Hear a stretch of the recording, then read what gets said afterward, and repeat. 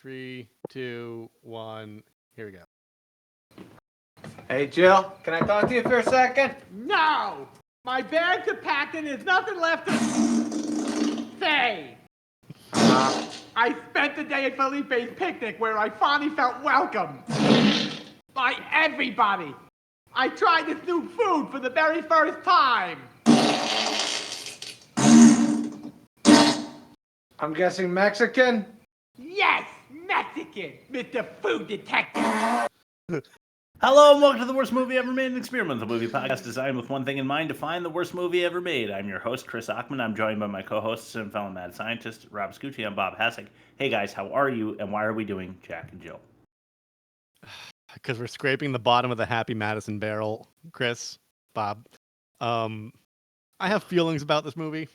They're mostly bad feelings, but I will be giving this movie way more credit than it deserves, as you will see throughout the episode. Oh, no. Hey, Bob, how are you? Do you want to describe this episode? I'm kind of in the same boat. Like, I picked this movie because it was like wildly negative reviews online, and Yeah, I watched it, and I'm like, okay, it's a Sandler movie. yeah, They're all bad. It's a by the number Sandler movie. You Totally. get exactly what you expect. Way more racist than most of them.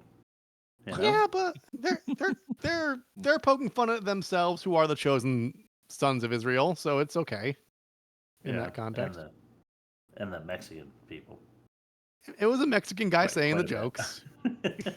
All right, Bob, you want to explain the movie? Yeah, I will explain. Sure, here we go. Daddy, I'm scared. Where's my puppy? Please, Debbie, not now. Don't worry. Bob's going to tell you where that puppy is. And Bob explains. All right. Bob explains in alliteration form first. Okay. Sandler's sex switch sister satire steers from Snickers. Well done. Yeah. I know. That was a good one. That was fantastic. Okay, so Adam Sandler plays Jack, a successful commercial director, of course. Yes. Who's been asked to get Al Pacino to do an ad for Dunkin' Donuts. Jack's twin sister, Jill, who is Sandler in drag, arrives in town for Thanksgiving and keeps finding reasons to stay longer, which Jack despises, until Pacino takes a liking to Jill and will do anything to have her. She isn't interested, but Jack pushes anyhow, and things go bananas as usual for a Sandler movie, and everyone ends up happy in the end, though I'm not sure about Pacino. Yeah, true. That's fair. That's succinct.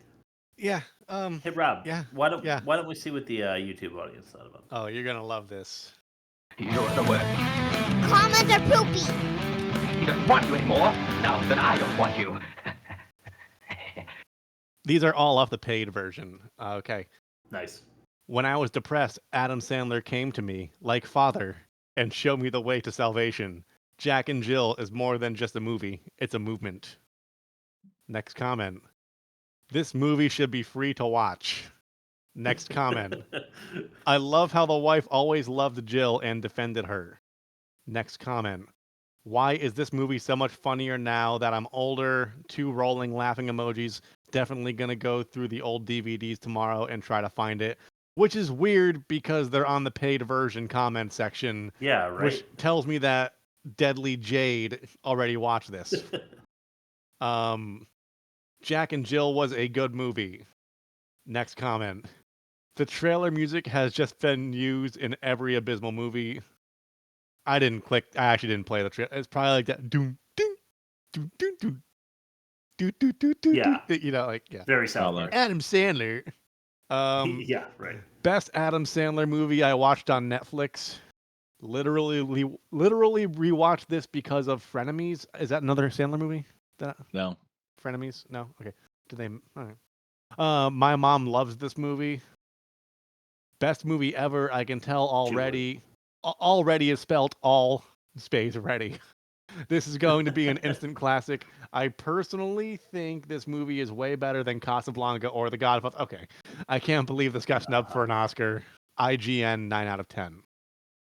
Okay. Adam and Al were funny. I was laughing so much. LOL. This is hilarious. Absolutely hilarious. I love this movie, and the final one confuses me the most. This looks great. I can't wait until it comes out, but it's from 4 years ago, and the movie came out in 2011.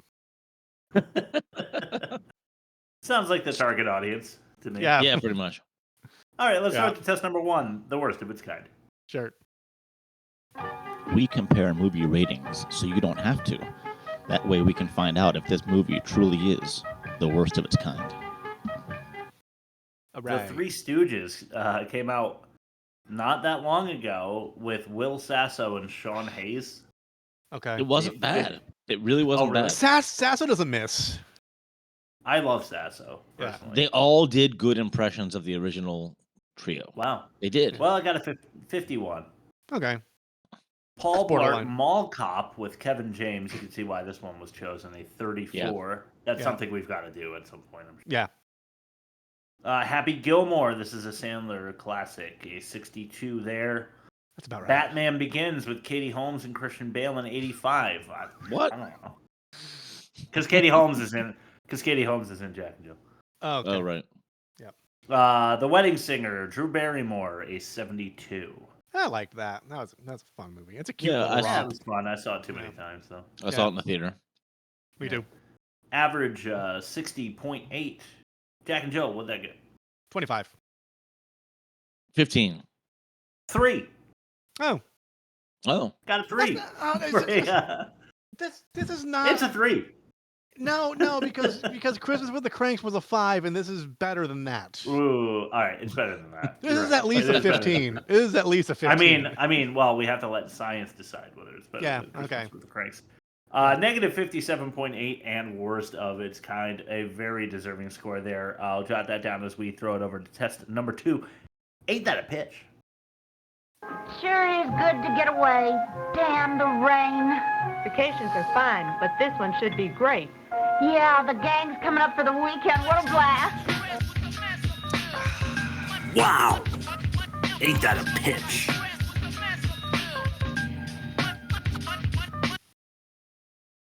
Who goes?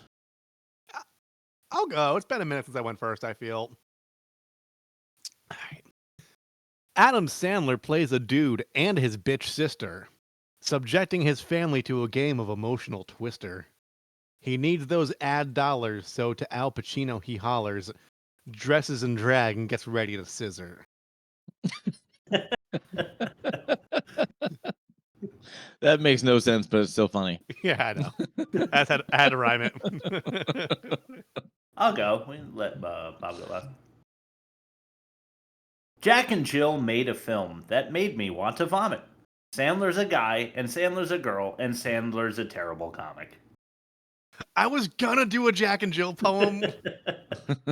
I just felt like it was too obvious, you know? The only thing I was afraid of was that all three of us were going to do it. See, I got hung up on like trying to make it a Jack and Jill poem, but also like stick to a limerick pattern. And I was like, I gave up. And I was like, fuck this. I'm just going to go. Yeah, I couldn't. So I go just went straight traditional. Jack and Jill line. Yeah, I like it.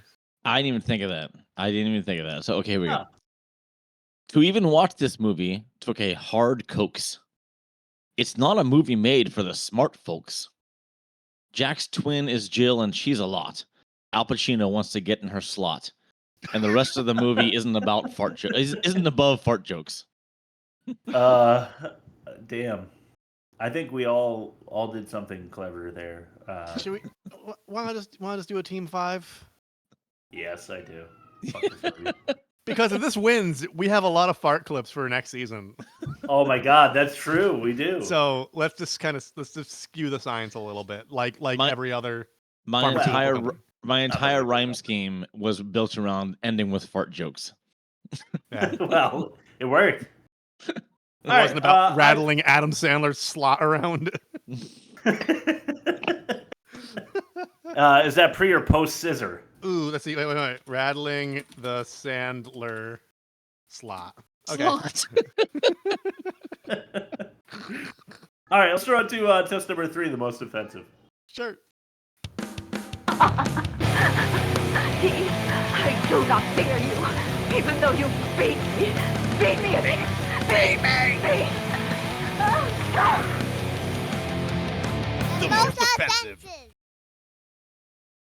Number. I keep forgetting that we're doing the countdown on the. Okay, sorry. That's Bob with the wind chimes. 5. Or the whatever that is. Yeah. Still makes me so happy.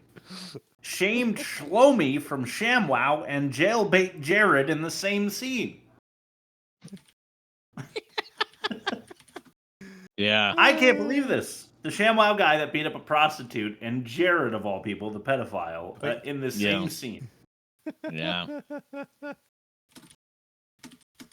All right, that's all I need to say about that. How about number 4? Adam's audacity acting as Jack impersonating Jill. Yeah.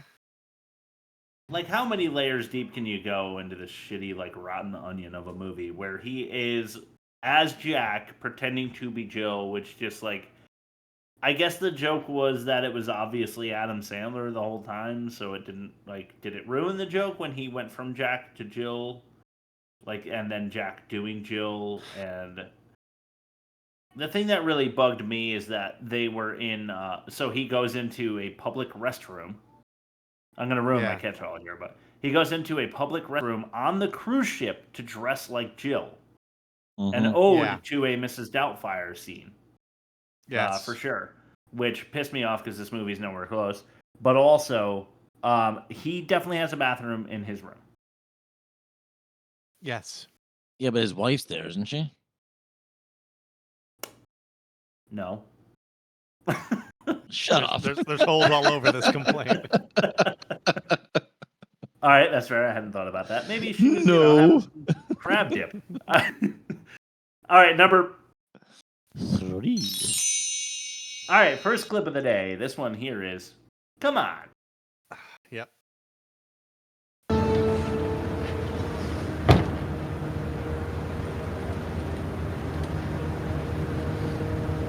There's some build up here.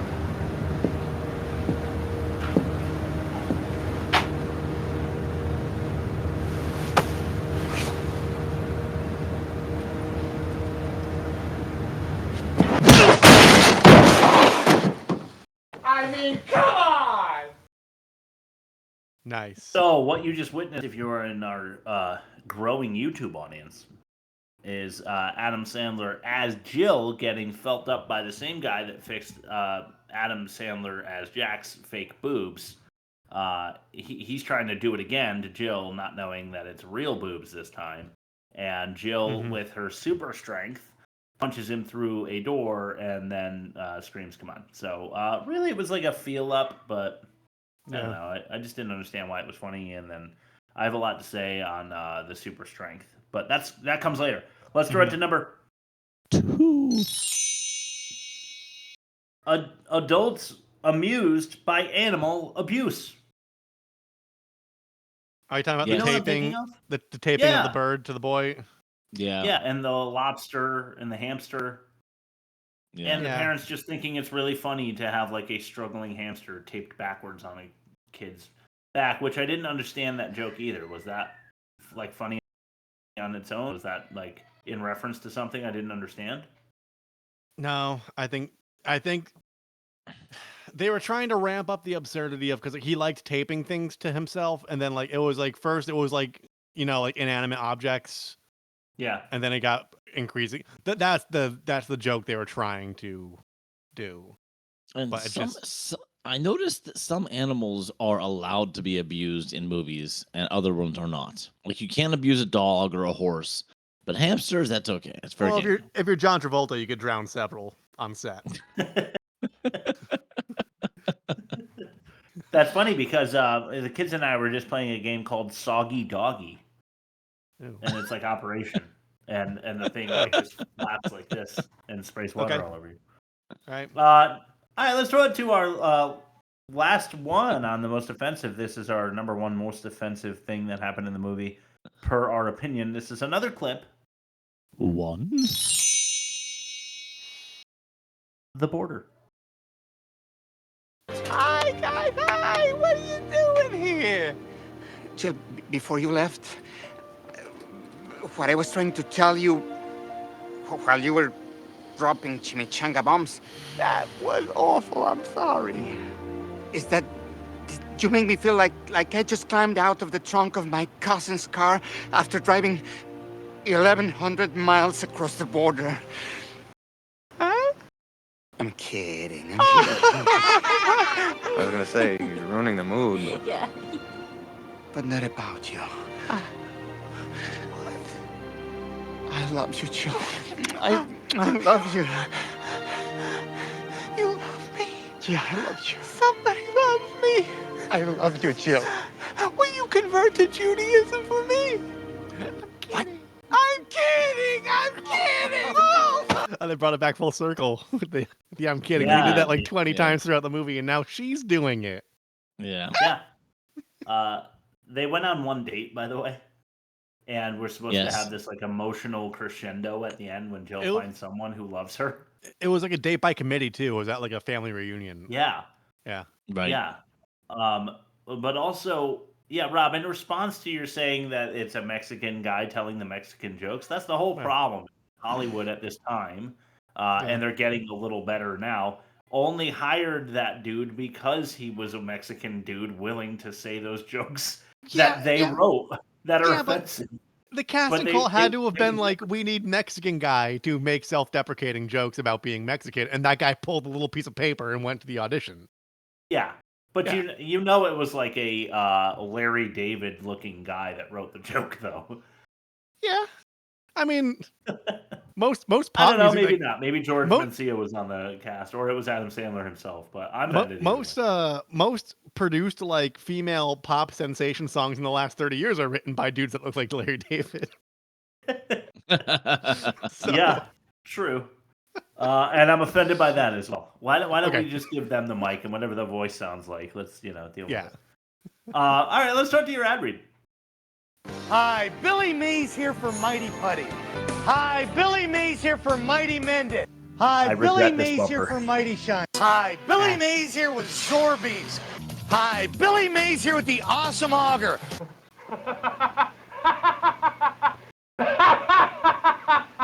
Rob's ad read.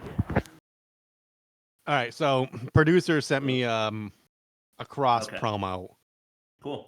That's fitting. It's gonna line up with the release of this episode, and we're just gonna let it roll. Okay? Yes. Wow! Al Pacino! It's not Al anymore. It's Dunk. Dunkachino? Don't mind if I do. What's my name? Dunkachino. It's a whole new game. Dunkachino. You want creamy goodness? I'm your friend. Say hello to my chocolate blend. Attica, hoo-ah, lottie light. This whole trial is out of sight. They pull me back in with hazelnut too. Caramel swirl, I know it was you. Everyone wants my Dunkachino. Can't get enough of my Dunkachino. Kids from 7 to 17 lining up for my Dunkachino. What's my name? Dunkachino. Dunkachino. How much did they pay him? A, and B, what was Al Pacino going through personally at the time they were filming this movie? Old age. He was going through old age. Yeah. Yeah, I gotta give it to he committed to this, and like he was my favorite part about this entire movie. Like, me too. I don't know. Yeah. By far and away. Like I know like Robert De Niro has done some family comedies, but this is just another level. Yeah. Yeah, he really did commit to the bit, and that'll come up again in the catch-all because I do say something to that effect. But yeah, I totally agree. I think he was the best part of that. And do you know? I hope that that's going to be the clip that gives us the copyright issues. Probably it's going to be Duncan or Jack and Jill coming after us for that one. But yeah, well worth it to hear that. I didn't know Pacino can rap. Yeah. What would his rap name be, Rob? Dunkachino. Oh yeah, duh. Big Al or Lil Al. Lil Al, yeah. Lil P, Lil Peach. Yeah. Al Peach. Big Chino. Chino, maybe. That sounds like a gangster name though, instead of like a Lil Dunk guy. Yeah. Yeah. Ooh, Little Dunk's nice. All right, let's start to test number 4, the worst dialogue. Yeah. The woman is all we want. The others must die. They all must die. That's some really bad dialogue.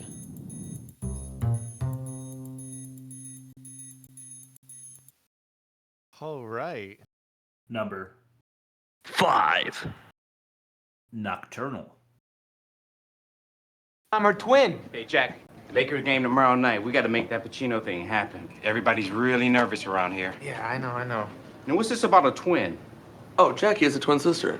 Are you kidding me? You never told me you had a twin sister. No. I mean, she's Identical or fraternal? Nocturnal, like a bat. Really? I'll pack my stuff up, man. Yeah. What's his name again? I forget. Nick the kid's Swartzen. name. Nick Swartzen. Nick Swartzen, thank you. Here's another one that we're gonna end up doing. It's Bucky, Born to be a Star or whatever it is. Yeah. Bucky Yes. Larson. Yeah, we're gonna Yes. have to do that one. They gave him a chance to do it himself to star in a movie, and he fails. I like him in Grandma's Boy, though. I thought he did a pretty good job there. Reno 911 His is stand-up is not bad. Yeah. No, His early stand-up wasn't bad. I just don't really like stand-up, so I probably won't Yeah. check that out. But thanks for the Yeah, you don't. recommendation. Let's go to You number 4. It's usually not funny. That's the problem. Let's go to Handsome Surprise. I was thinking tonight, portside, you could go on that deck, check out the stars, put on something gorgeous, because there might be a handsome surprise waiting for you. Oh, really? You gonna introduce me to my Mr. Right? Maybe. Really? It's not Al Pacino, is it? Why, is it Al Pacino? No, it's not. Because that would just hurt me at this point. But it's not, so. Treating me like some sort of prostitute twin. That's bad. It's not, all right? All right, then why are you getting so angry? Why are you so annoying? What? Jack! Why would you say that? We were just having fun. We never had fun when you were around. I'm sorry. No, yeah, this is you, man. This is on you. You're out of your mind. You're out of your mind. Yeah.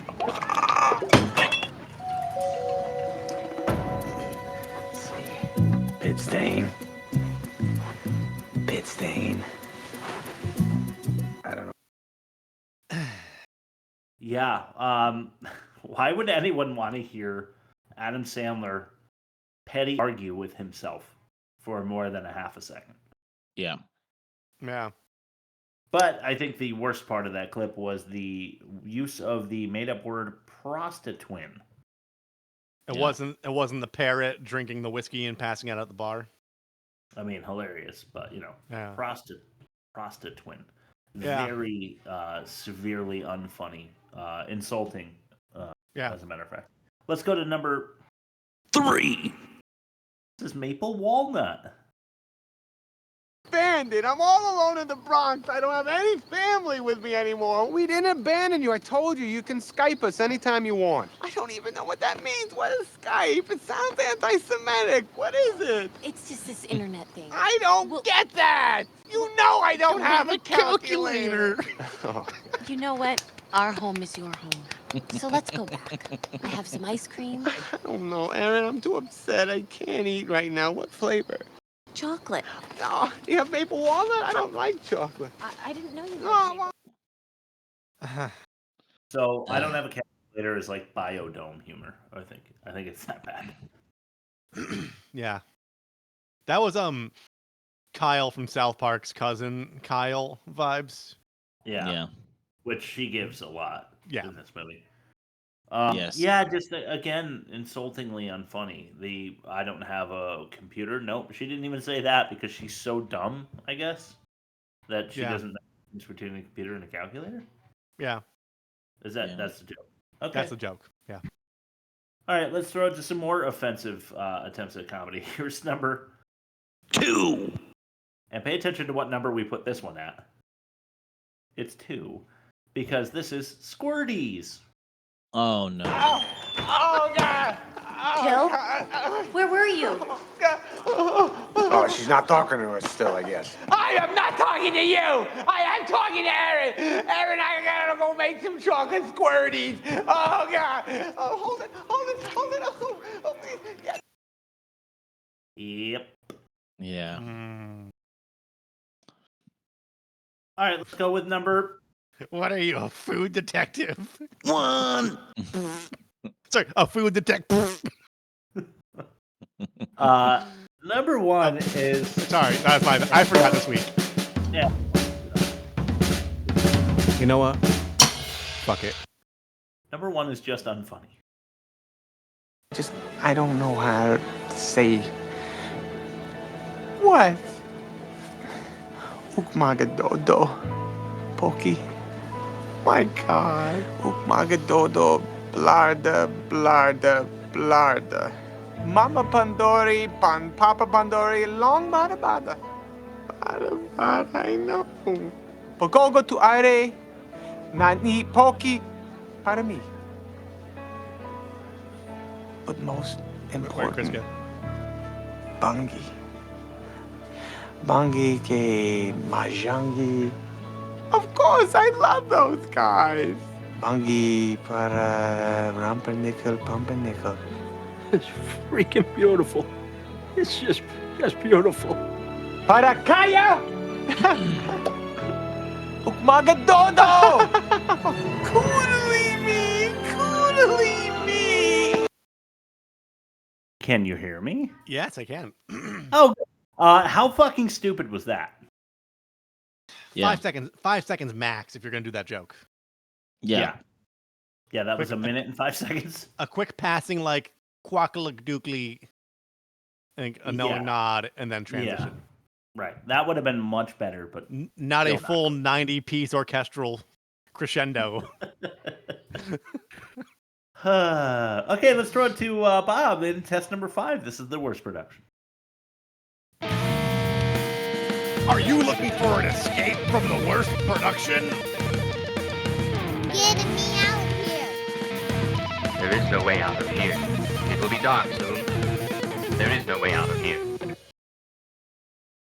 All right. So one thing about Sandler movies is he knows how to make a comedy. Like one of the things he said in interviews was like, don't give your script to a non-comedy person because they don't know how to make comedies. And he was right, because he knows how to make the movie he wrote, and he knows like what needs to be done. So I'm not comparing this to other Sandler movies. I'm comparing it to other comedies. And my worst production tagline is star power? ? So like one of the elements of this movie that sets it apart from like something worse in comedy world is its star power. Like Al Pacino, Adam Sandler, Katie Holmes, Regis Philbin, and then Sandler's regulars or typicals, David Spade, Nick Swartzen, Norm Macdonald, Gary Valentine, Dana Carvey. That's what Sandler does with his movies, is pack in the friends and stars and submit a mid-range script and direction, resulting in every Sandler movie ever released. This one, I think, just happened to be critically panned more than the others. Maybe he relied too much on star power. Maybe it was just bad timing. I don't know. I honestly don't know what like. This is kind of a worse production for every Sandler movie that I can think of. Yeah. And I can't figure out what makes this different from the others. I think it was timing. I think it must have come out in a year with a lot of other good stuff, and this just looked worse in comparison. I can't figure it out. Do you want me to add timing? Or do you Yeah, want to sure. maybe make that Star the power.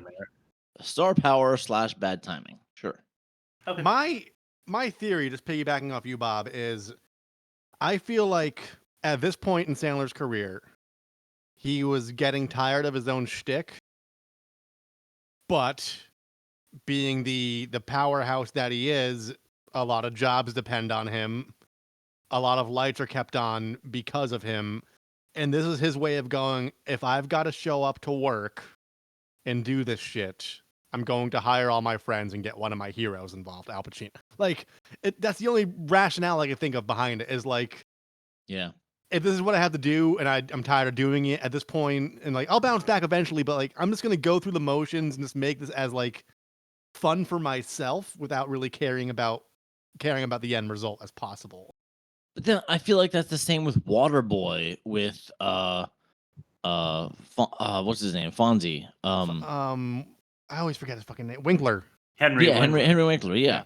Like I feel like it's the same thing with Waterboy, and I feel like I feel like he does that almost with every movie. You know, hell, Happy Gilmore with Bob Barker. I mean, there's almost a hero in every movie that he's trying to just include in his insanity, and it works. It works for his lexicon, but I don't know about I don't know. I'm trying, like I said, I'm trying to compare this to a Not Another Church Movie or Malibu Express. I'm trying to compare this to one of those movies and not another Sandler movie because they're all the freaking same. Yeah. They're all the same. Yeah. Unfortunately. Because every single one of them is bad. They are. Yeah. Yeah. All right. Why don't we take it from here to test number 6, the worst acting? I am Torgo. I take care of the place while the master is away. I am Michael. I take care of the place while the master is away. The acting just gets worse and worse in the worst acting. The worst acting.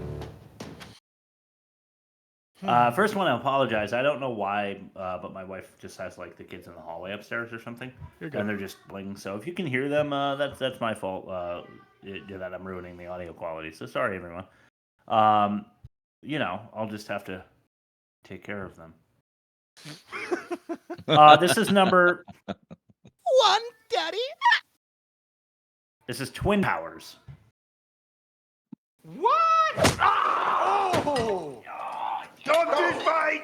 Oh, you can't? Yeah, no, I'm fine. I mean, he didn't 100% connect. Feel that, Daddy? I actually did feel something there. Pride in my son. Oh, will you stop it already? These sweet potatoes need salt. I'm so sick of that. Why are you so afraid to admit that we are connected? Face it, we shared Mom's womb. We were roommates. Oh, that is just disgusting. I have an idea. On the show, there were these twins, and they finished each other's sentences. Jack, maybe you could start a sentence, and Jill, you could finish it. No. Come on, Daddy, please. Oh, my God. Ready to receive mental images.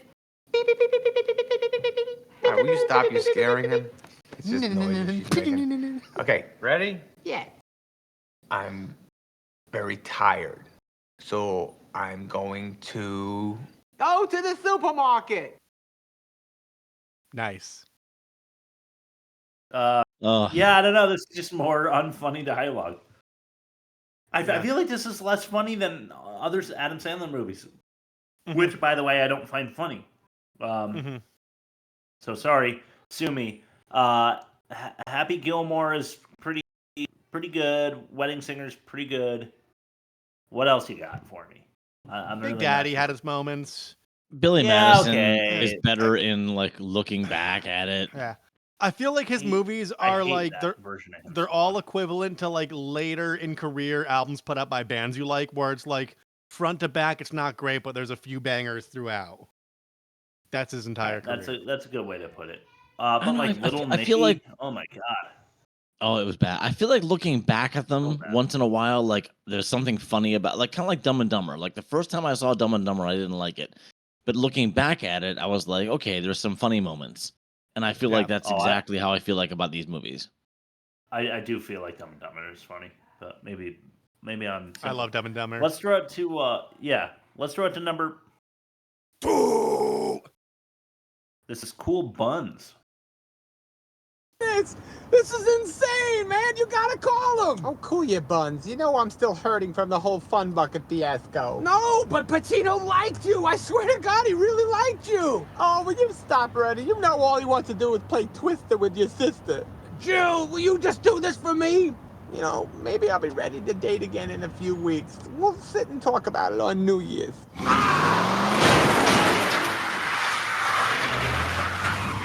Year's.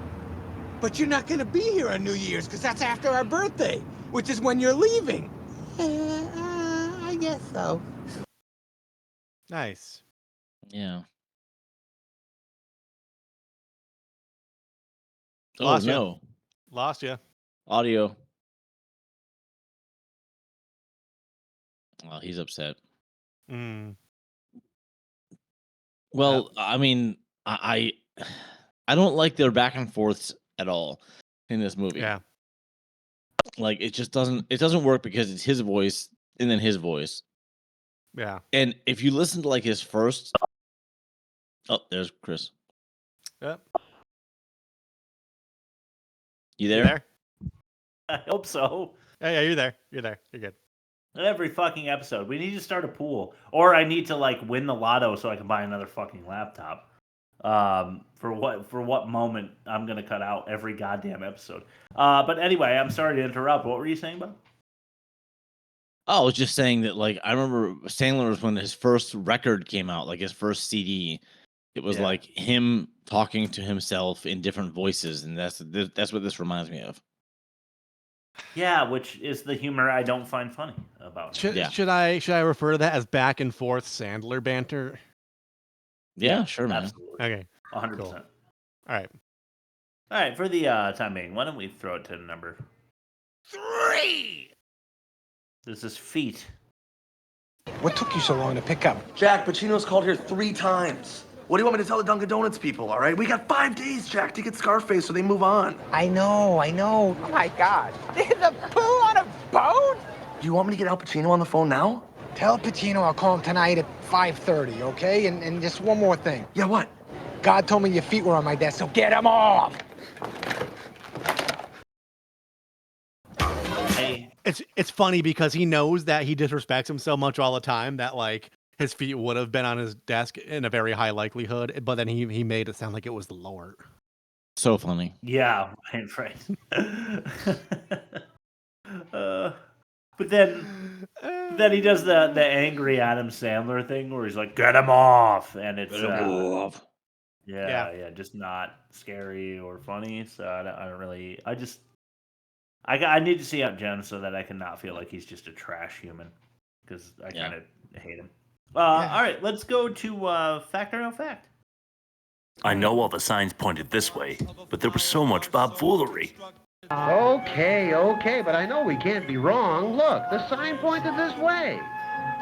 Fact or no fact? Any other nectar gathering creature can create the same situation. Hooray. Oh shoot, what did I call this? Oh, that's right. There was a an all-girl band in the 2000s called Jack Off Jill. Yep. And that's what I call this. Them. Yeah. They aren't my favorite, but they're damn respectable. Yeah. Okay, so I'm gonna read you 5 things, and 4 of them are real, and 1 of them is fake. Find the fake one, and you win. Here we go. First one. Adam Sandler accidentally exposed his genitals when he played Jill due to wearing a miniskirt. Second one. Originally, the production wanted the ending gag to be based on the Starbucks Frappuccino, but Starbucks refused. Okay, third one. This is the final acting role for Regis Philbin. Okay, fourth one. Gary Busey filmed a cameo as one of Sandler's clients, but didn't make the final cut. And last one. This holds the record for most Razzie Award wins by one film in a single year. Wow.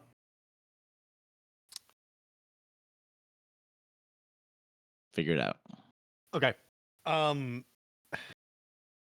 I know my answer here, but I'm going to walk you through it. Well, okay. Accidentally exposed genitals as Jill. I mean, that could be. So I'm not ruling that out as a lie. Frappuccino refused by Starbucks. I could see that. Yeah, because because Dunkin' Donuts has always had commercials. Starbucks has only had commercials recently, like the last 10 years. and they're very short. It's always like someone like shaking a tea, and it's like never shows their. It's like from the torso to the chin, and the apron, and they're like shaking a tea. So like it's like they try doing like that higher quality commercial. I guess they're trying to be like put himself above their competitors. Gary Busey filmed cameo as Sandler's client, but didn't make final cut. That's believable. Holds record for most Razzie Award wins. That's believable. I may be getting my timeline messed up, but I'm circling back to Regis because there's the episode of How I Met Your Mother when Marshall's trying to find that elusive cheeseburger, and they go to like 20 different restaurants, and turns out Regis is also really into that burger and also can't find it, but he's really into bodybuilding. And the joke is that like Regis is like fucking swole as shit, and he can like rip phone books in half and like break barbells with his hands. I want to say that happened after this movie was made. It might have been 2009. It might have been 2012. I am not entirely sure, but I want to say this was not Regis Philbin's final acting role. All right, I'm going to go with that the producers wanted Starbucks, and the old joke about Starbucks is that you can't Starbucks has their own language, even though it's a frappuccino. It's like a twice shaken oat milk brown sugar frappuccino, and I just can't see them coming up with like they don't have just something called a frappuccino, something easy like a Dunkachino. So I don't think that they had Starbucks in mind, because they wouldn't have just said like, "Come get my, frappuccino." I think it was made for the Dunkachino and with that in mind. So I'm going number 2. All right, you guys both lost. So Adam Sandler accidentally did expose his genitals. That's a fact. Right. The production wanted Frappuccino, but Starbucks backed out. They said no way. This is the final acting role for Regis Philbin. So fuck you. So yeah, Rob, you had the right logic, but I'm sorry, your timeline was off. All right. And this does hold the record for most Razzie Award wins. Gary Busey. Okay. 10 awards. So yeah, Gary Busey did not film a cameo. I got this from a different movie. It said he filmed a cameo as one of someone's clients, but it didn't make the final cut, and it was on the Blu-ray special features. But I forget what movie I pulled that from. It was a different movie. But yeah, it was believable because that's someone that Sandler would pull into his movie for a gag. And he was pretty hot around then with like the Celebrity Rehab, and honestly, it hit me, and I'm like, this is gonna be a red herring that they're gonna go for. Yeah, because he was at the peak of his like unhinged psycho arc during that period. Dude, if you haven't seen him talking about like sausages and stuff, like somebody did an interview with him like a year and a half ago. And I saw that. He looks like a fucking maniac, and he's like, "Yeah, well, if you don't know anything about the sausages, is you stick your fingers in them, and then you take them out, and then you rub your forehead with it. And if you don't taste your mother's turkey, then you don't know what you're talking about, kid." It's like, it's like, what the fuck is he talking about? It's fucking insane. Which he's probably lean. He also could just be completely gone at this point. All right, let's throw it to the catch-all. Chris is just talking, so he doesn't have to say Bob win. Bob won. Get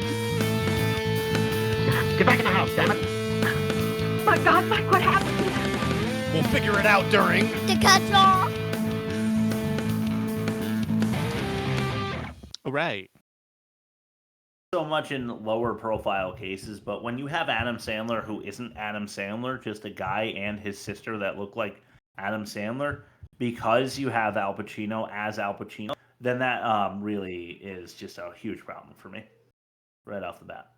Yeah. Because someone feel like you look like Adam Sandler. Like if we live in a universe where Al Pacino is someone, then isn't also Adam Sandler. You know what I mean? So you're mad that he's playing. So you're mad that he's playing himself, where he's really the real guy in the fiction of the movie, but no one's acknowledging that it's also just Adam Sandler twice.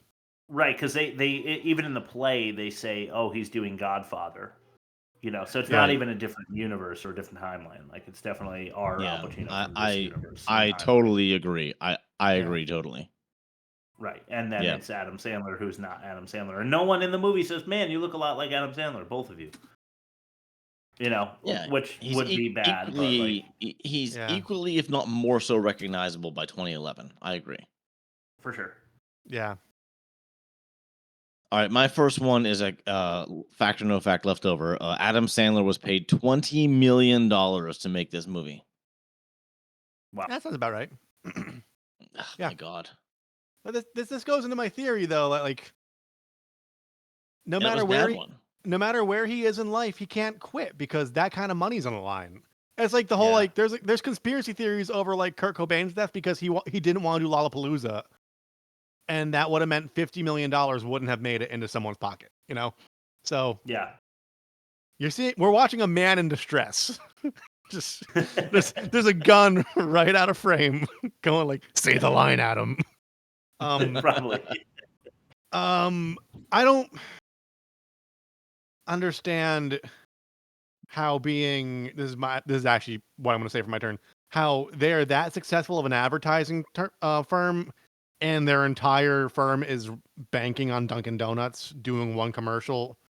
Right. That will probably cost them like $10 million to produce because of Al Pacino. Because that can't be their only big client. Because Dunkin' Donuts, believe it or not, is pretty regional. They're like there's some in the West Coast, but like they're mostly in Northeast, like Middle America. Shane, they're not fucking everywhere. But also, a company is not going to demand what their marketing company does. Yeah, that's the marketing company's job. They're not. The marketing company gives them options to choose from. Yeah, and then they give them presentations, and they go, "We want that one." And then you give them the presentations hinging on you already have those people in your Rolodex, and they're willing to do it. Right. So, I don't know what Adam Sandler was thinking with that one, but woof, he really screwed the pooch, man. Idiot. Fucking idiot. So obvious. I gotta say, I love me some Katie Holmes. And I wrote here that she's hot despite her Sylvester mouth.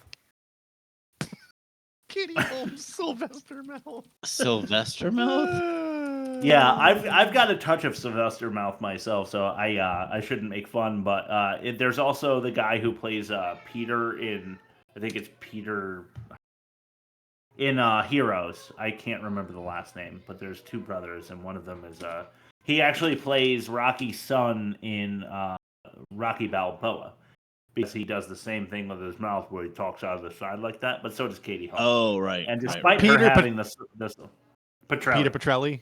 Yeah. Yep. Despite her having Sylvester mouth, she's still pretty hot. Okay. Go ahead, Bob. She is. As my last little tidbit of fact, Jack's company. So this is the movie. Jack's company is called Sonny and Sadelstein, which is a play on the names of his actual daughters, Sonny and Sadie. Oh, so that's nice. Yeah. Isn't that nice? So that's when you're out of ideas. That's what you do. Yeah. Yeah, true. The recurring beating the shit out of the grandma at the Mexican party bit. Yeah. That would have been vaguely funny in like 1992. Yeah. The last time it was funny was when Reamer kept getting his nuts squashed in basketball after they won the playoffs. Yeah. But I also like how they set up her wheelchair or whatever right next to the piñata.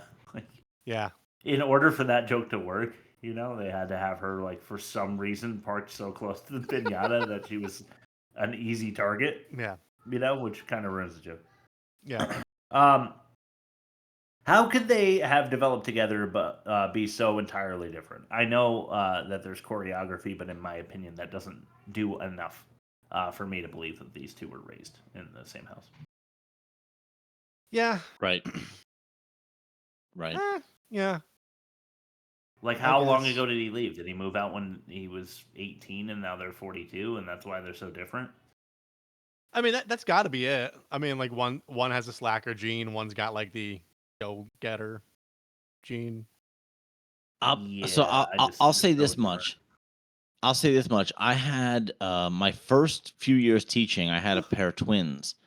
One of them, it was kind of like the Schwarzenegger twins movie. Like, one of them was like a little guy who was like, oh no, kind of an average dude. The other one was like a little taller, and super athletic and handsome. Normie. And it was just like I couldn't believe they were twins. And their personality was so different, and I couldn't believe they were raised together, and they were only in like 7th or 8th grade. So I can see it happening, especially with opposite genders. But those are fraternal twins. Yeah, fraternal twins. Yeah, I had a pair growing up of fraternal twins on my street that were older than me. Their names were Mike and Dave, and that was exactly what it was like. Mike actually got me into Metallica. Like, he was the kid that would, like, bring me into his room and, like, we'd, like, jam out to, like, metal and stuff like that. And then I, like, learned, like, or I used to get beat up by Dave when he would do karate. And I would, like, pretend like I was learning karate, you know?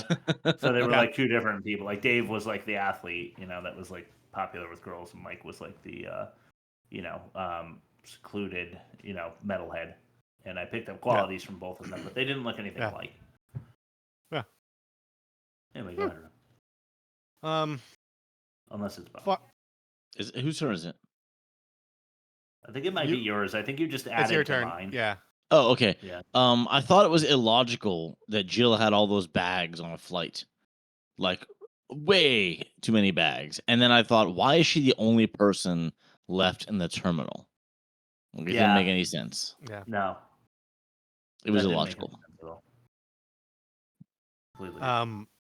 Al Pacino as Don Quixote was I was thoroughly amused by like It him was like kinda funny. what did he call the Yeah. ceiling fan? I don't remember. Oh, right. It was like some sort of mechanical monster by the likes of which he'd never seen or something like that. Right, because Don Quixote bites a windmill, and it's Yeah. the same thing. That's right. Yeah. Oh yeah, yeah. I was also too have stupid to make that. I was too stupid to make that connection. I thought he was just like. I thought it was just the datedness of like his character and not breaking. But I forgot about the windmill. That makes a lot more sense now. You were stoned. Yeah, I was very stoned. I've got a comment on that, but it's not coming up for a little while. Okay. The voice Adam Sandler chose for Jill is just brain stabbing. Yeah. Yeah. I'm just aggravated the entire movie, and I think that like as soon as critics heard him speaking as Jill, they probably were like, "Well, fuck this." It's the. And I don't know if I'm allowed to say this. What's going on? It's the annoying Jewy cousin. Yeah. Can I say that? You're right. Well, I Yeah, said you it. can say that. But I can say that. Yeah. Because that's a joke, right? It's just like it's That's what it is. aggressive, Yeah, that's- aggressively Jewy. Yeah, and I'm just gonna tack on because my next one's so small. I'm just gonna throw it on the end here. Rip to Norm and Kobe. Norm Macdonald, and there's a flash of Kobe Bryant as well. And they're both gone. There's not a day that goes by that I don't miss Norm. No, not at all. Yeah, I did end up like understanding why people find him funny. It's anti-humor. Rob, It's, you threw enough of it at me that I ended up understanding it. Yeah. Nice. Yeah, It's the you whole got through the thick anti-humor. skull. Anti-humor. Yeah. It's like just doesn't go anywhere, but it's the ride is what you appreciate, you know? Yeah. Yeah. I thought already in the first 20 minutes there were too many farts. Yeah. Yes. Yeah. I think we all agree on that. They're usually not funny. Was that your turn, Bob? Yeah, that's my turn. I'm still trying to wrap my head around what having an adoptive Hindu son added to the story. Does that show that like that Jack is like magnanimous in some aspects of his life, but like he's not even nice enough to his own sister? Is that me giving it too much credit? No, that's about right. No, I think that was the point. Yeah, that was the point. Right.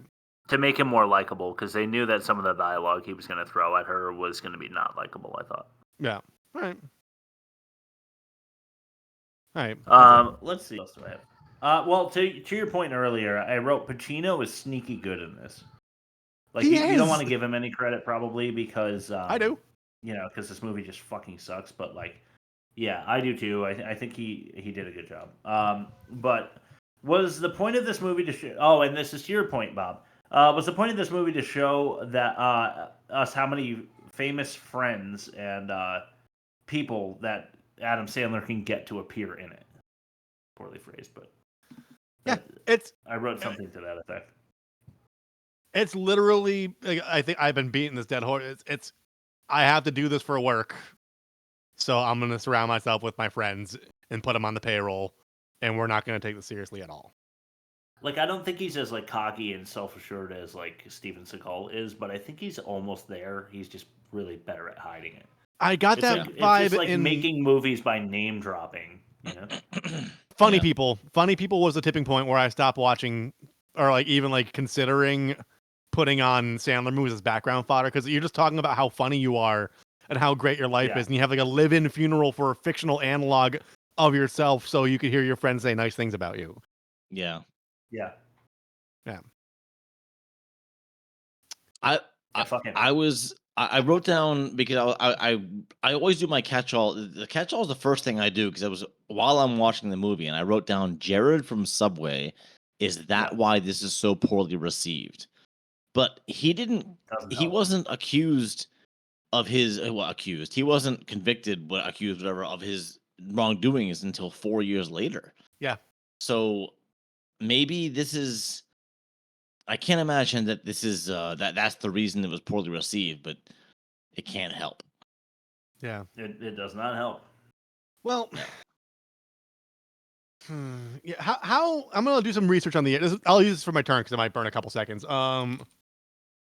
Let's look up Grown Up score on Rotten Tomatoes. Why is he in that? That's a Happy Madison production. It's Adam Right. Sandler and his friends being like fictional versions of themselves. That was a 10% critical score and 62% audience score. And this Paul Blart and like a couple others, they all came out within like a year of each other. So I think it was just this era of Sandler Happy Madison fatigue. Like the same way you see superhero fatigue. Like, yeah. I think it was just like, oh, another one. This is when he stopped doing like original premises. I'm using that kind of loosely, but and like this kind of went by the numbers. Right. Yeah. So I think it was just too many, too soon, back to back. And this one just wasn't as good, in quotes, as the others. It's terrible. It's a terrible movie. Yeah. Is it me or you? Yeah, that was, I wasted time researching, so you go ahead. There's no way that Jill wiped and washed her hands after that, to quote Rob, punishment of the porcelain. Yeah. Right. There is absolutely no way, because she like finishes farting, and then Sandler makes the is Evil Knievel doing wheelies in there joke, which I thought was too good to include in the clip because I wanted to be mad. And then she just like opens the door without like, there's a flush sound and she opens the door. She definitely didn't wipe or wash her hands. So. Right. Maybe that's why it smelled so bad in that hallway, because she just got like, you know, a brown pancake between the man cheeks. Jesus. Carpet bombing the floor with your sharts. Yeah. Shark it bombing. I don't know. Not car shit bombing? Yeah. No. Yeah. Car shark. Shart kit bombing. Yeah. Sure. Yeah, shark kit. Yeah, I'm not going to. Okay. Fuck it. Chocolate carpet. Yeah. All right. So I thought there was a shameless Royal Caribbean plug. Like it was really shameless. Like they went on a whole like, this is Royal Caribbean cruises and this is all the stuff we have to go. It was horrible. These are all of our amenities. I thought Duncan Chino was less shameless. Yeah. Yeah, you would think. Yeah. I got to get the $20 million to pay Sandler somehow, right? Right. Go ahead, Rob. 2 words. Johnny Depp. Yeah, him too. Oh, this was before the Amber Heard shit. This is like, you've been in 5 insanely successful Pirates of the Caribbean movies. He was in 6 after he got fired, right? So like 6 was when he started to decline because all that spiraling and such. But like, the $20 million that Sandler got to make this movie, 10 probably went to Depp. Seriously, he was a hotshot at the time for sure. Yeah. That's me. Can you decide to bring another person with you on a cruise last minute? I mean, no. If you money talks, look at his house. Right. He had money. it's one of those. There are cancellations. There's probably a way to fast track that behind. Like they probably didn't show it on screen, but I was like, hey, I will pay $2,000 extra for a +1 because I know you have cancellations. Yeah, because I want Pacino. Because I want Pacino that bad. I need Pacino to rail my sister so bad that I will pay $5,000 to get her on this Caribbean cruise, Royal Caribbean cruise. It's the truth. And he's supposed to be likable. Yeah. I have a short list on Catch-All, so this is my last one. I was just going to say, I don't understand what's different about this compared to other Sandler movies. They all kind of suck in the same way, make me laugh occasionally. But why does everyone hate this one over the other ones? I don't get it. I'm going to end with piggybacking off you, Bob, with the same sentiment. I didn't hate... this movie's reviled. 3%? Yeah. Compare it to other movies in that order of magnitude of critical scores on Rotten Tomatoes. We've seen way worse that have had better scores. For Sandler, like, if I watched this, is going like, yeah, I don't hate it, but I didn't expect anything more or less. Right. It's just. I think that we summed it up. You know, it's probably because it's the 18th one in a row. It's chock full of racism, transphobia, and fart jokes. And let's put it this way: I likes any of those things. If I was 23 when this came out, if I saw this when I was 23, not only would I have hated it, I would have to let everybody know how much I hated it, and if they liked it, they're like somehow below me. But like now it's like it's just so unremarkable and like inoffensively like just what it is. Like I just don't care. Like I watched it. It happened. I won't watch it again. But if somebody says, "Hey, should I watch Jack and Jill?" I'm like, "Yeah, you might like it. It has a moment or two that you might find enjoyment out of while you're folding your laundry." Yeah, I'm gonna be like, "Nah, don't watch it. It's terrible." I would watch it again for the Al Pacino scenes. I think. I do like the Pacino performance. Believe it or not. Yeah. It's unremarkable. It's an unremarkable Sandler movie. Yeah, which is saying something. That's where I'm at emotionally right now. Well, I'm sorry to hear that. Okay. Bill Simmons pointed out to me that Sandler loves to come up with reasons to shoot on location, like usually in Hawaii and shit like that. So he's probably going to be on this cruise ship anyway, you know? So he was like, why don't we just like fucking film a movie while I'm on vacation? Once again, if it's what I gotta do for work, how can I make it work for me? And I honestly, I respect that. I respect that a whole shitload. Right. Yeah. I mean, I would vacation to Hawaii all the time if I could for my job too. If you could pad the budget with obvious, it, yeah. Obvious jump rope body doubles, which, you know, is offensive enough, but there's a jump rope audience as well. Right. Wait, so you're saying those weren't both Adam Sandler at the same time? No way. That's what I'm saying. But the rest of the film it was. Right. Oh, okay. Jack doesn't have a oh, okay, I already said that. I said that one too. Jack and Jill, Jack as Jill didn't hear the helicopter above him until he was hit in the head with the ladder. Yeah. Yeah. He's like, where is this guy? And then bang, he gets hit in the head with the ladder, and all of a sudden it's like above his head. It's like, what the fuck? How does that work? Adam's okay. So this is the thing that I'm going to leave this for last because I want to open this one. Guess the Sandler. Okay, no, this is last. No, it's not. Leaving this for last. They can't seriously expect me to feel bad for Jill. Yeah. Yeah. Just saying. I don't at all. David Spade does drag in this. Did you mention that already? But no one did. Yeah. The cross-eyed guy again. I don't know if that's he's in Waterboy and he's cross-eyed and like does it. You can do it. No, that was Schneider. Yeah. I did. Yeah, it's not Schneider. But... Can I jump in real quick? They had a really good jab at Schneider at one point. It was like a one passing line, and I was like, ah. Yeah, they did. That's true. I'm not gonna look it up. But It was funny. Okay, so Pacino always stays in character, according to them, and that's why, as Don Quixote, he's still trying to like woo her, but like he can't do it like regular Al Pacino. He has to be Don Quixote, right? Yeah. Yeah. Then why wasn't he fucking King Lear the whole time, or whoever he was? Because that show was over. If he's Yeah. Well, no, he does another performance after. He does another performance after he met Jill.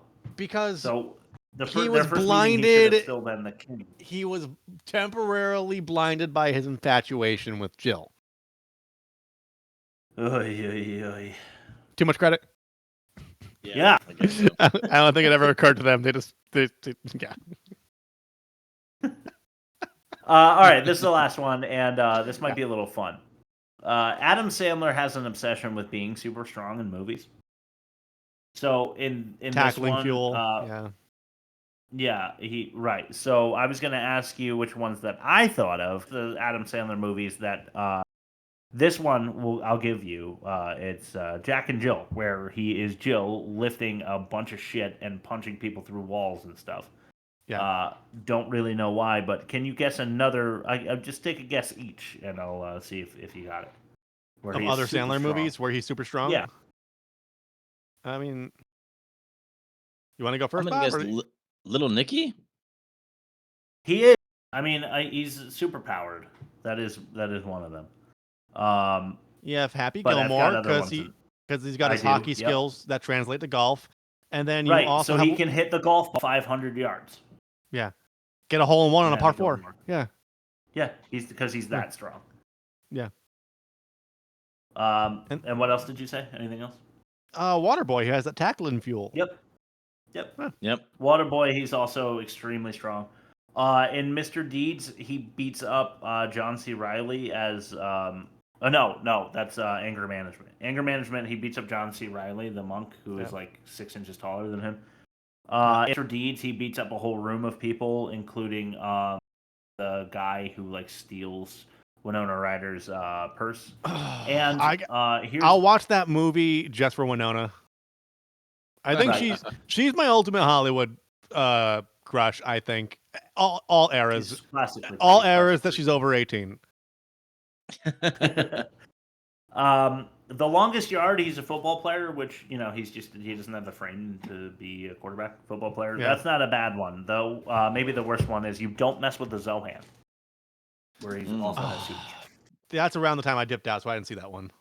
Yeah, I didn't either, but I do know that he has like super strength in that. So yeah, there you go. I don't know why he maybe it's a complex, but he is super strong in like half of his movies. I don't understand it.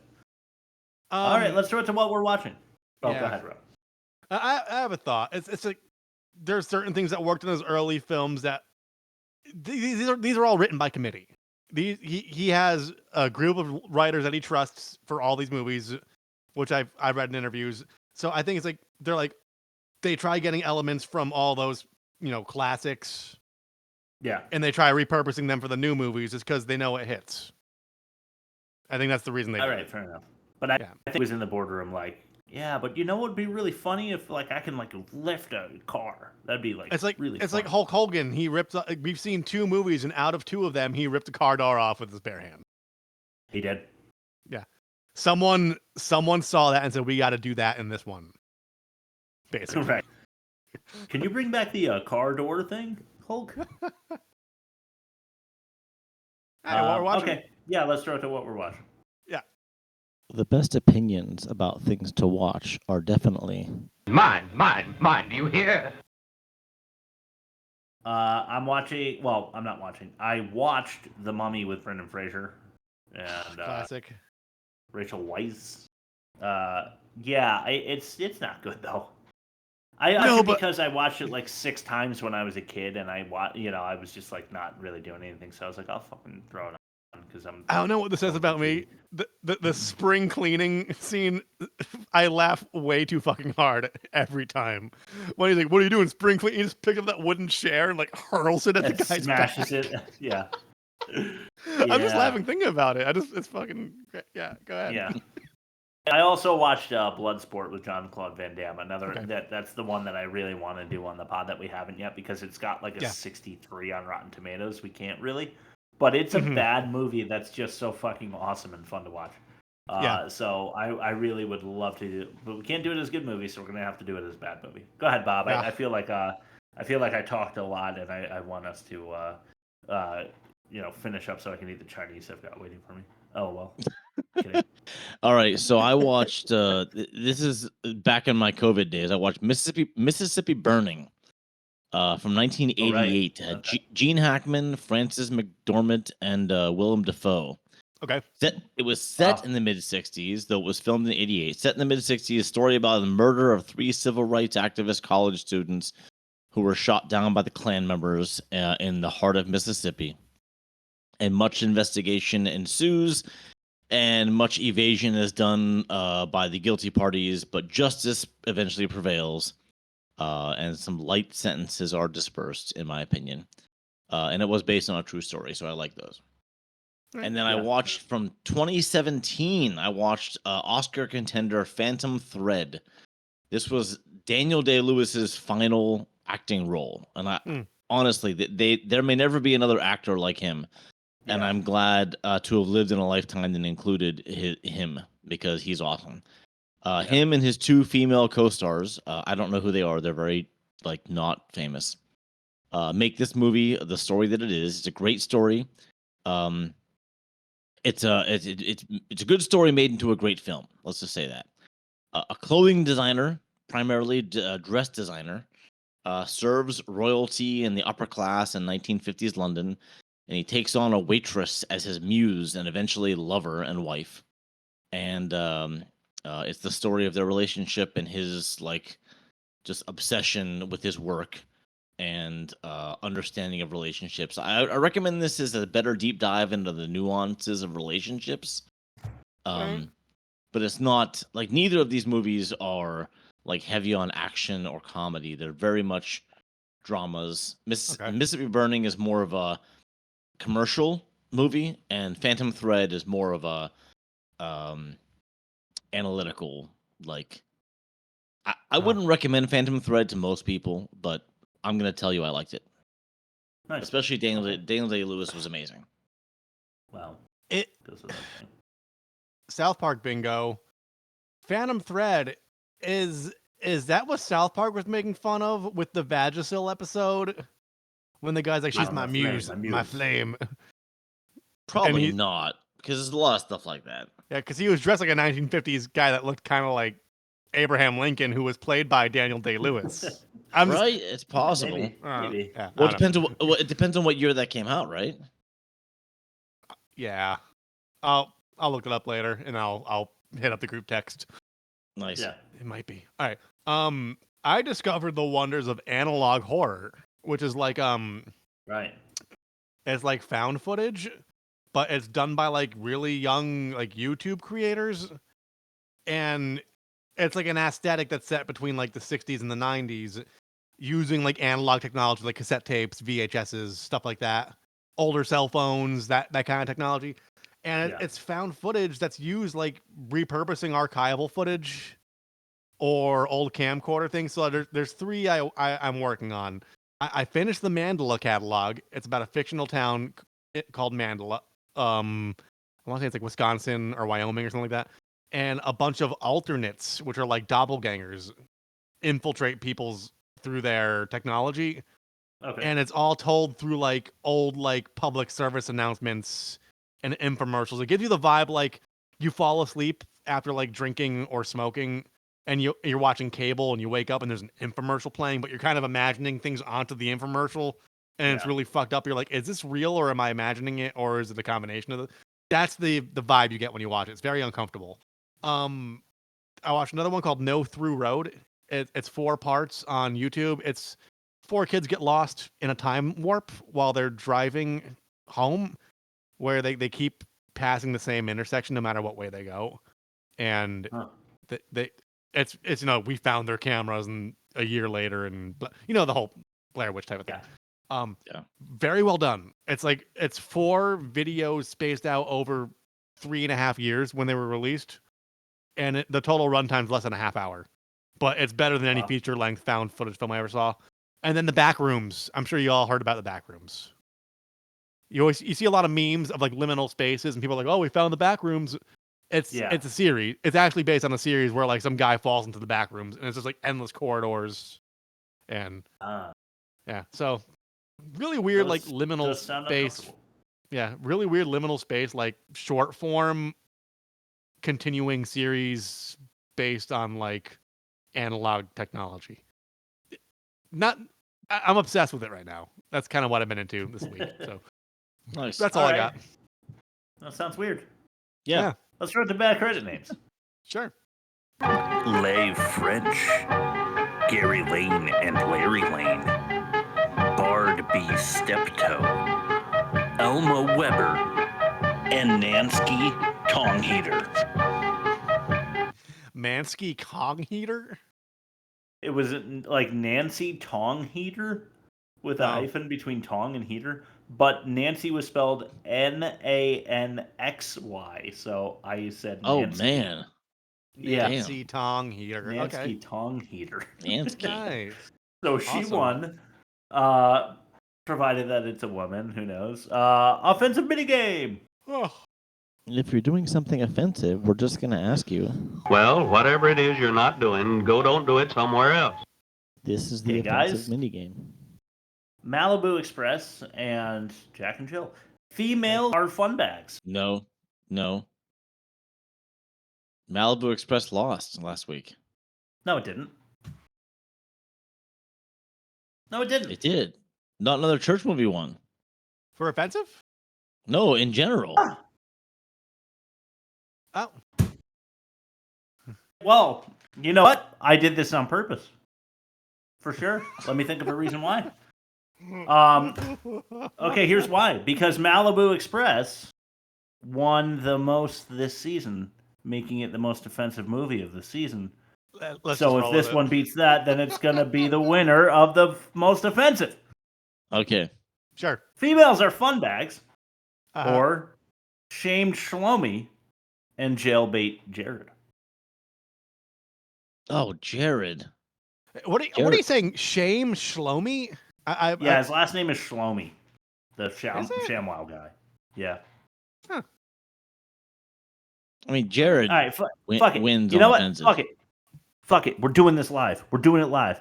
Bus driver bribing babe to bear her bazoombas, or shame Shlomi and jailbait Jared. Still that one. Yeah, still Jared. Iffy Jared, you know. All right. We got this. Okay, right here. Grandpa's got gas gags, or animal abuse absurdity. Animal abuse. Yeah, animal abuse, yeah. Like the gas gags are offensive to the sensibility, but animal abuse is animal abuse. Yeah. Yeah, that's true. Yeah, I'm with him.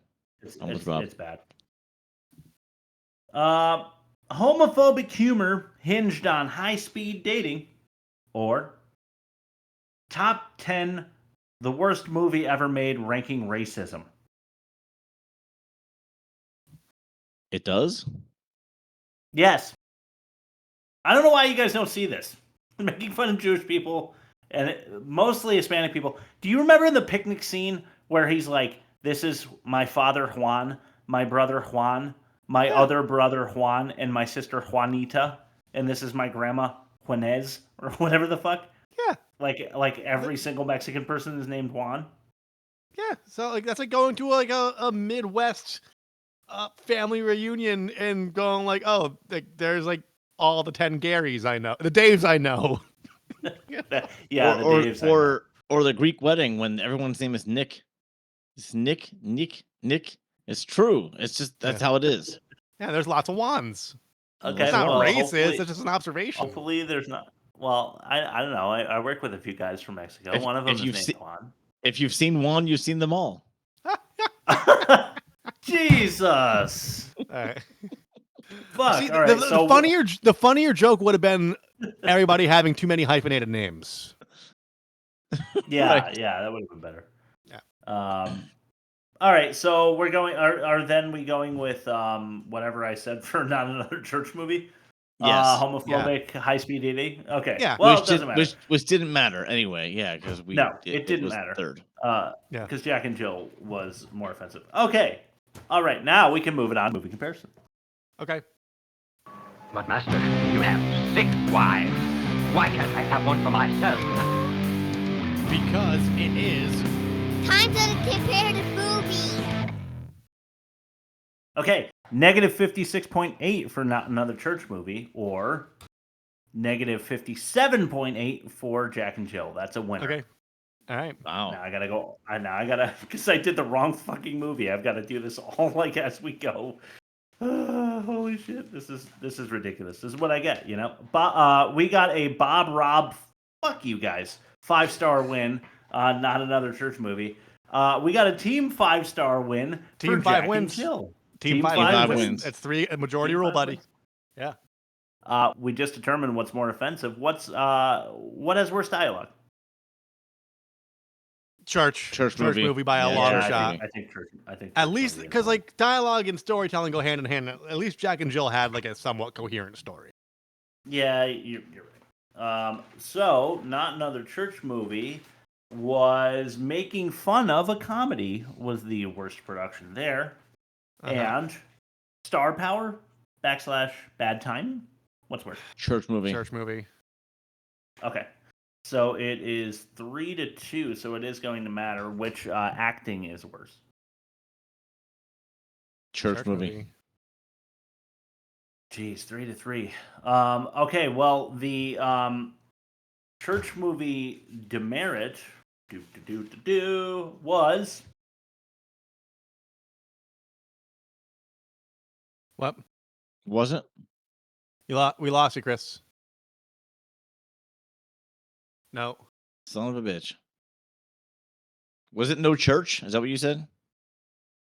So the demerit is no church for church movie. And then I'm going to say the demerit for this is by the numbers. And I think church movie is worse. Yeah. Church movie was worse. Gun to head rule. Yeah. Church movie was worse. I'm never watching that again unless I have to for clips. And like, I would throw, like, if I had like time to kill, I just want like background noise, I'd throw Jack and Jill on while I'm like doing shit around the house. No. Just so I don't have to be alone with my own thoughts. No. Can you hear me? Yeah, I hear you now. Yeah, no. What? But no, I agree. Not another church movie was worse. I have to say. Okay. But Yeah, only because Al Pacino. Totally was worse. Yeah. Yeah. All right. Yeah, Now we're that's gonna good do call. our live looking. Yeah, we're gonna do our live looking on what's next week. Oh, can't wait. Do you guys have any idea? Last I looked, it was a dead heat. Oh my god. I did another bad Christian Slater movie. So I don't know. Which I kind of respected that pick. 31% of the vote went to Stranded. 31% of the vote went to Galaxy of Terror, which means that 38% of the vote went to Krull. I cannot wait for Bob to defend this movie next week. It is a classic. What's the full title? Movie. What's the full title? Krull. That's it? Krull. There's no like addendum. K-R-U-L-L. All right. I thought there was like an No. addendum, like Krull, colon, something. No? Okay. What Krull. more do you need? It's classic. Classic with a K. Do you need more than Krull? Well, I thought it was like Krull, like the ill-fated adventure, or like, you know, like one of those things. All right. Yeah, you would Right. think so. Yeah, you would. All right. You would. Shows what I know. All right. So worst movie of the season so far is not another church movie. I just found that out. Next week we're doing Krull. Nice. Rob, why don't you plug us and then send it over to Bob for his last words? I don't have a guest this week, actually. You can find us at www.theworstmovieevermade.com. We are on all the streamers for the audio feed. We are on YouTube for the video feed. Every Wednesday-ish. You know, we're a Wednesday show, but we get it up late on Tuesday just for you guys, just for our listeners. But you have to wait till Sunday for the video version on YouTube. When you're on the YouTube version, you can hit that little bell, that little subscribe, and just get a hot dog and a drill and just spin that shit on the button. just flap that wiener. You can And then if it lands on, I say they do that and then just leave it on whatever it lands on. If we're unsubscribed when you pull the hot dog off, fine. Just let the glizzy whip dictate your future. We're on Instagram. We're on TikTok. Bob posts trailers every week. We post a group poll in movies like Kroll Win if you vote accordingly. Yeah. And you can also email us. And that's all on a Linktree account because I don't know how to make a web page. You go to www.theworstmovieevermade.com and you click the corresponding colors and shapes that take you to your desired platform. And we'll be there waiting for you. Alone in the dark. We love you. Thanks for listening. Bob, last word? Last word there? Yeah, I'm going back to my limerick. In her slot. In her slot. Sandler slot. All right. See you guys next week. Slot.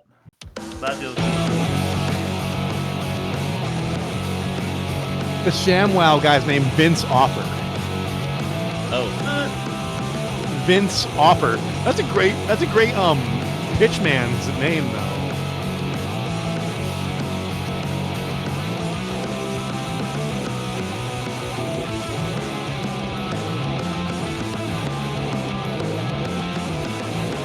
Didn't he get his tongue bitten off by the hooker he assaulted? Yeah, you're right.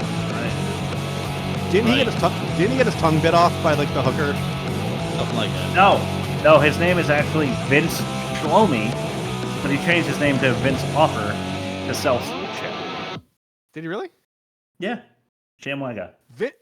Offer Shlomi. His name's Offer Shlomi, and he changed his name to Vince Offer. Oh, yeah, you're right. So I get Shameful Shlomi. ShamWow. SCHL. Okay, cool. Awesome. All right, let's get Jelly School out of here. I've heard everything I need to hear. Same. There is no God. Okay. I'm gonna eat some fucking Chinese food. All right.